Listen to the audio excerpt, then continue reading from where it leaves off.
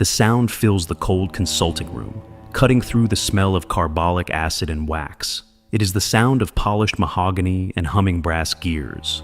London, 1888. A physician adjusts the steam-powered device. This is not a factory, this is a clinic, and this is medicine. In the late Victorian era, doctors prescribed orgasms as a medical treatment for women. They diagnosed a phantom illness, hysteria, a term that covered anxiety, insomnia, irritability, and simple defiance.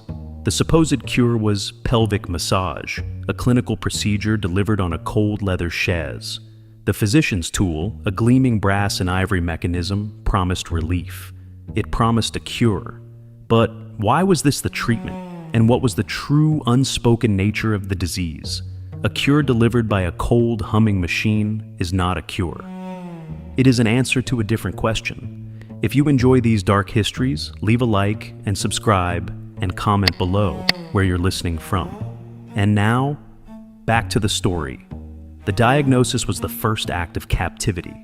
It began not in a stone dungeon, but in the cold, wax-polished quiet of a Harley Street consulting room, or the gray, echoing wards of the Salpêtrière in Paris under Dr. Charcot. The patient was not seized by guards. She was examined by a physician. She was measured, and she was labeled hysteria. The word itself was a cage, derived from the Greek hystera, meaning uterus. The ancients believed the womb wandered the body, a starved animal causing chaos. By the 19th century, the theory was more sophisticated, a disorder of the nerves, but the prejudice remained carved in stone. The diagnosis was a mark, an institutional renaming. It reframed a woman's personality as pathology. Grief became melancholia. Intelligence became overstimulation. Trauma, boredom, or frustration became a malfunction of the flesh. A woman who argued, a woman who read unsuitable novels, a woman who refused a husband, all were candidates for the label. The institution was not a prison of iron bars, but one of paper, authority, and medical consensus. Once diagnosed, the woman entered the system. Her intake forms were filed. Her complaints were transcribed into cold ledgers, the ink drying black. She was no longer a person. She was a case study, a name on a brass plate outside a private door, a body on an examination table. Her words were not testimony. They were symptoms to be recorded. In Paris, physicians displayed their hysterics in public lectures, demonstrating their seizures and paralyses to amphitheaters filled with men. The women became living exhibits, their bodies belonging not to themselves, but to the narrative of the disease. But there is a quiet will to resist. It is not found in grand speeches. It is found in the margins of case files, in the brief, dismissive notes of the physician. A patient who refused to perform her symptoms on cue. A woman who met the doctor's probing gaze with cold, clear eyes. A patient who simply fell silent, refusing to supply the words that would condemn her. But how does one fight an enemy who wears the mask of a healer? This resistance, however, was often futile. It was merely interpreted as another symptom of the same sickness, defiance, or a morbid state. And so, the system offered its mercy. It was not a violent subjugation, it was a treatment. It was offered with the cool, paternal confidence of scientific progress. A clinical application, a pelvic massage, designed to induce the hysterical paroxysm. This, the doctors claimed, was the only way to release the toxic, built-up nervous tension, to restore balance to the overwrought female system. The price for this mechanical mercy was simple: acceptance. The patient had to accept that her mind, her feelings, her very identity were sick.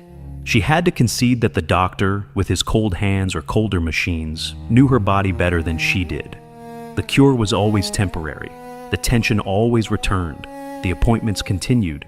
Week after week, the fees paid, the brass and ivory machine humming its steady metallic song. What kind of illness is cured by the thing that defines it? The trial was not held in a court of law. It was held in the physician's office, week after week. The condition was stated openly, though never in such blunt terms. Comply and be called stable.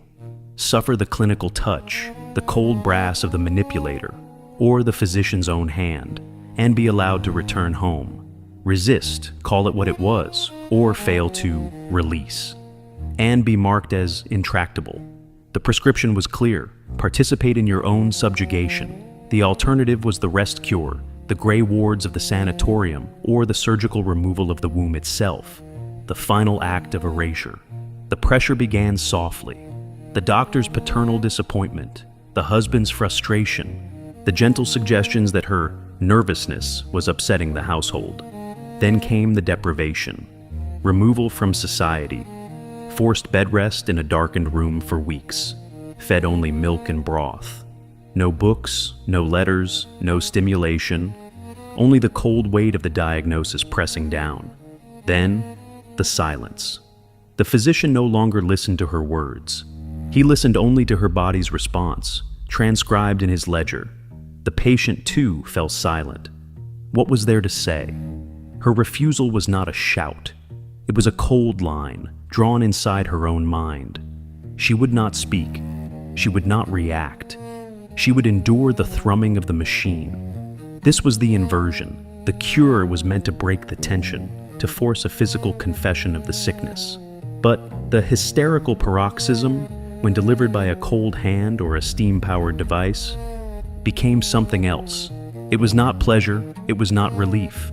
It was a mechanical function, a debt paid. It became armor. The patient learned to sever her mind from the leather chaise. The physicians noted with clinical approval that the paroxysm was achieved, but they failed to see the person retreating, finding a cold, hard place inside where the treatment could not reach. Why did this happen? Why was this the treatment? Here, the core of the story is unsealed. The Victorian medical world could not, or would not, see a woman's mind as separate from her biology. They saw her as a creature of the womb. They believed her intellect, her desires, and her anxieties were governed by a hydraulic system of nervous energy that, if blocked, turned toxic. They did not believe women had orgasms for pleasure. They believed the paroxysm was a purely functional, mechanical release valve. It was not medicine, it was engineering.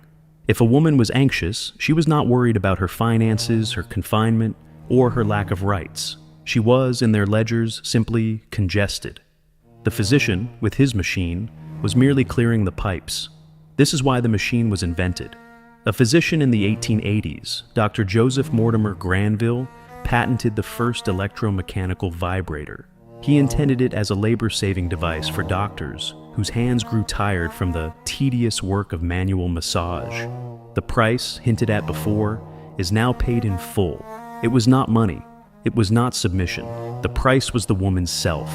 To be cured, she had to accept that her personality, her anger, her intellect, her sadness was not her. It was a disease. She had to agree to be hollowed out, leaving only a functioning, compliant biological machine. The treatment did not cure the illness. It taught it. It taught the patient that her body and herself were at war. And the physicians kept their notes, written in cold, black ink, never realizing what they were truly building. They were not building a cure. They were documenting a failure. What power is found in a thing that is mislabeled? The machine of brass and ivory is gone, rusted or sold for scrap. The leather chaise is torn and discarded.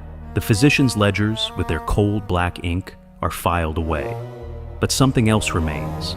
In an archive, or perhaps a forgotten attic trunk, beneath folded linen smelling of lavender and dust, lies a different record. Here is the evidence. It is not an official file.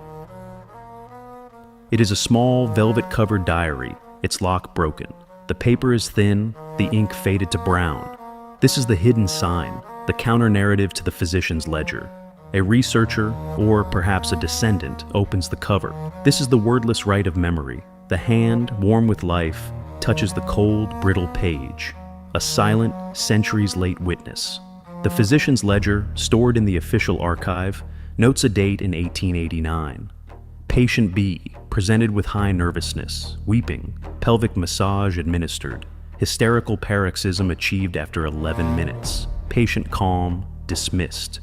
The velvet diary, dated the same day, tells the hidden truth.